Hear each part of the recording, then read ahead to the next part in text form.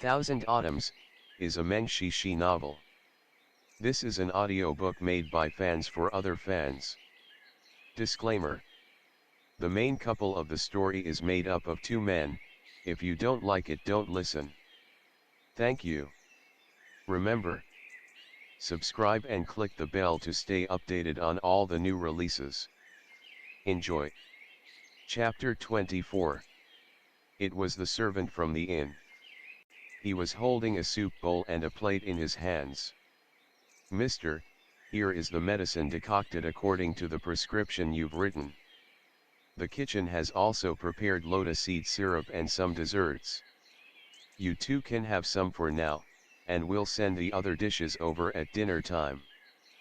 Filling a prescription and decocting the herbs should have been the work of a pharmacy, but since Wushi offered enough money, it was no longer a problem. He had been throwing money all over the place, so of course, the inn treated him like a god of wealth, attending and fawning on him as hard as they could. Wushi took over the bowl of medicine and said to Shen Qiao, "You need to recuperate from your injuries, and this medicine can speed up the process. Here, I'll feed it to you." Words as soft as water poured out from that face, which one could tell was extremely arrogant from a glance. It was so incompatible no matter how one looked at it. The servant didn't know that they just had a little confrontation inside the room. Listening to this ringing wet tone alone had already made him dumbfounded. That mister appeared to be somewhat sickly, but he was a grown man no matter what. Could it be that they were cut sleeves? The servant couldn't help but shiver. Shen Qiao was truly scared of Wushi now. He had no idea what the other person was playing with this time. Just a moment ago, he had been trying to force out the evil intentions in Shen Qiao's mind with enchantment, and yet in the next second, in front of an outsider, his attitude had turned 180 degrees. The speed of him switching faces was definitely beyond impressive. Wushi ignored the other two people's reactions. He stared at Shen Qiao almost dedicatedly and spoke with an even softer tone, "Don't be afraid. I already blew it cold for you. It's not hot anymore." Shen Qiao squeezed out two words with much difficulty, "Sect master." His mouth was immediately stuffed with a spoon. The bitter and astringent medicine filled his mouth in a split second, forcing him to swallow the liquid first before saying anything else. One spoon after another, Wushi finished half of the medicine in just a moment. He was gazing almost dotingly and meticulously, and together with the tenderness on his smiling face, it seemed like he was staring at his true love. Shen Qiao couldn't see Wushi's expression, but the servant could. Feeling all of his hair standing on end, he thought to himself, if he stayed any longer, what should he do if this cut-sleeve mister fell for him as well and asked the landlord to take him away?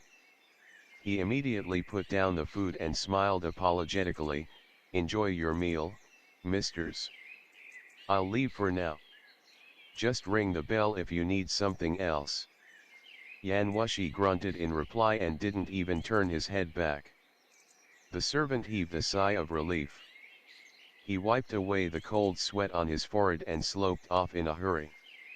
Right after he left, Wushi promptly pushed the bowl into Shen Qiao's hands. "Drink it yourself." Shen Qiao. He could tell from its smell that all of the ingredients in this bowl of medicine were good for qi recuperation and blood regeneration. But the change in Wushi's attitude before and after was indeed too bizarre that he couldn't help but ask, "Sect Master Yan, were you suspicious of the identity of that servant?" "Nope." "Then how come?" Wushi suddenly laughed. "Why?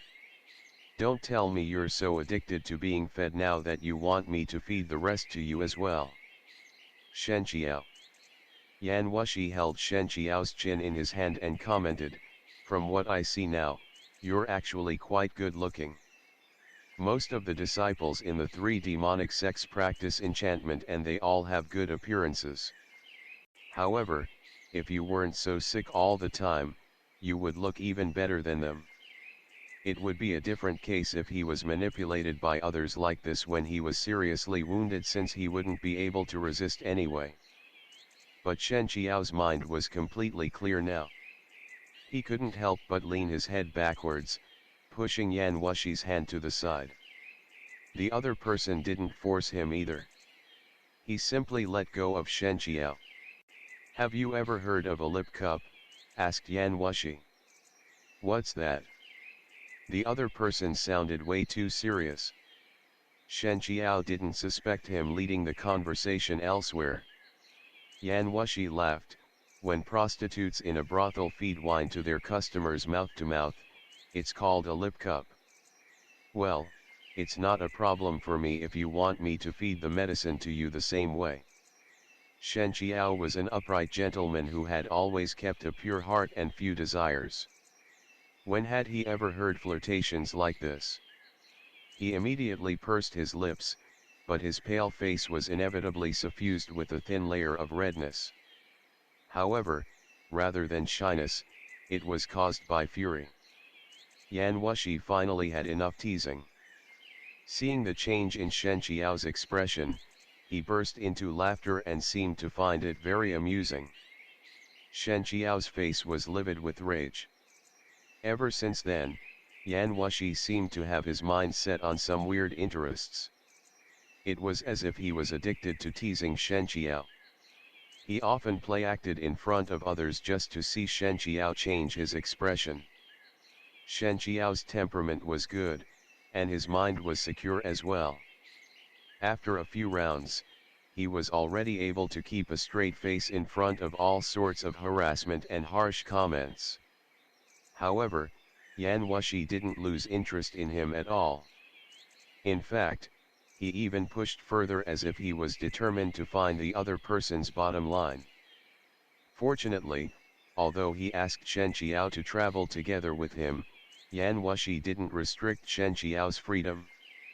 Of course, it was inconvenient for Shen Qiao to go other places, so he spent most of his time in his room sitting by the window, listening to the wind, the rain, and the rustling outside. He tried not to cause any trouble for others. Occasionally, there would be exceptions as well. This was a big inn with lots of people coming and going, including merchants and government officials. It was reckoned to be one of the largest inns in the whole city of Ying Prefecture, the best place to gather information. The most beautiful courtyard in the city was certainly not the only reason why Yan Wushi chose to stay here.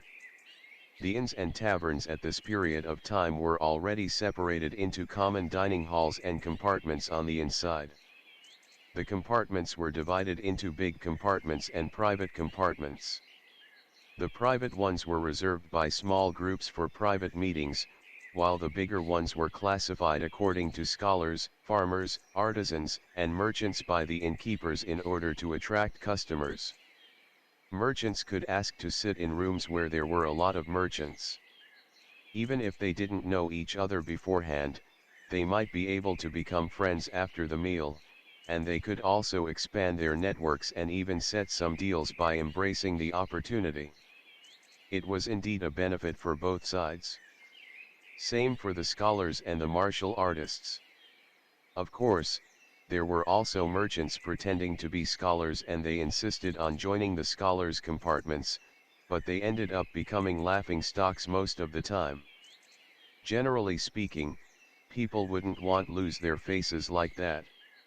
Yan Wushi should have belonged to the pugilist group, but he had another identity. Ying Prefecture was already within the borders of northern Zhou. If he were to reveal his position as the junior preceptor of the crown prince, perhaps even the officials of the Ying Prefecture would come over to kiss up to him.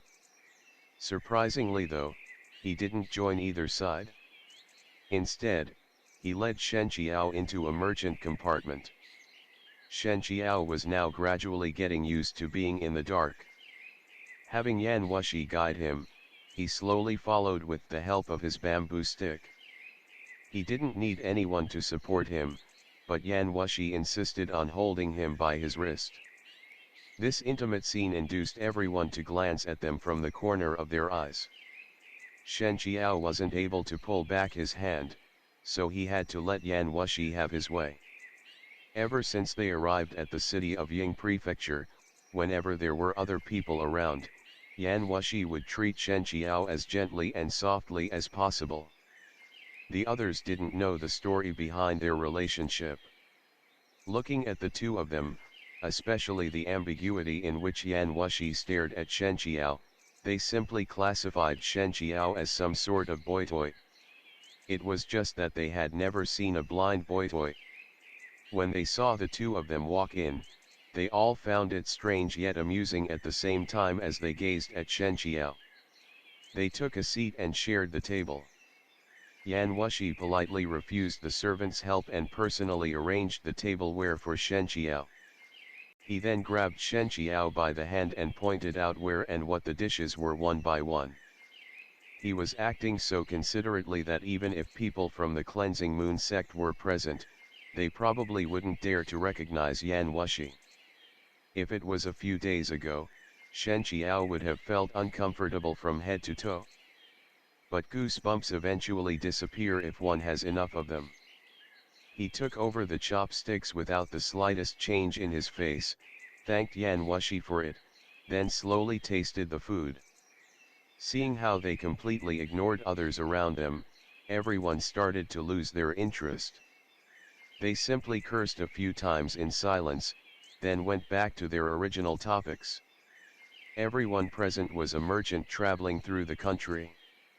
They might be strangers toward each other, but when they decided to eat in this compartment, they more or less had the intention to exchange information and make friends. Not to mention that merchants were naturally good at socializing. After exchanging a few sentences, the atmosphere was once again as lively as before. Someone said, "I heard that the Emperor of Zhou was planning on going down south to attack the Chen. Is it true? If any of the brothers sitting here is well informed, please be kind and give us some suggestions.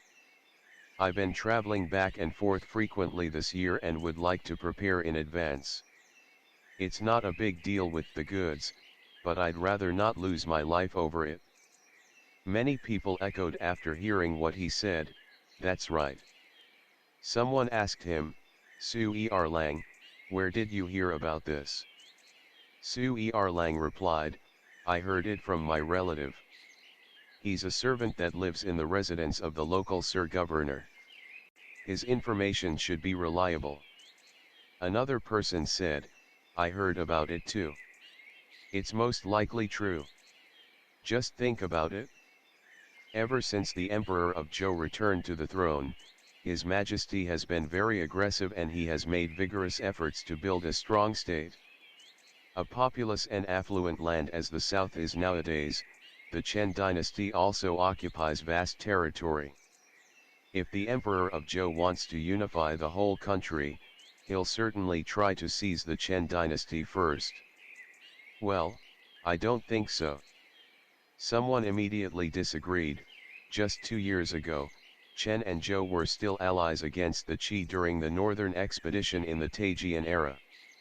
If what you predicted is true, that means it won't be long before the Zhou dynasty casts aside their alliance and decides to turn around and attack the Chen dynasty. In that case, they'll surely lose their righteousness and be held in contempt by the whole world. Huh. What a funny joke. Losing one's righteousness? We as businessmen still need to consider whether we can make enough profits. How much do you think righteousness is worth? Can it fill our stomachs? Everyone started talking at once. Seeing that a fight was about to start, Su Erlang quickly tried to smooth things over. "All of you, don't take it seriously. Amiability makes you rich. That's the most important thing for us businessmen.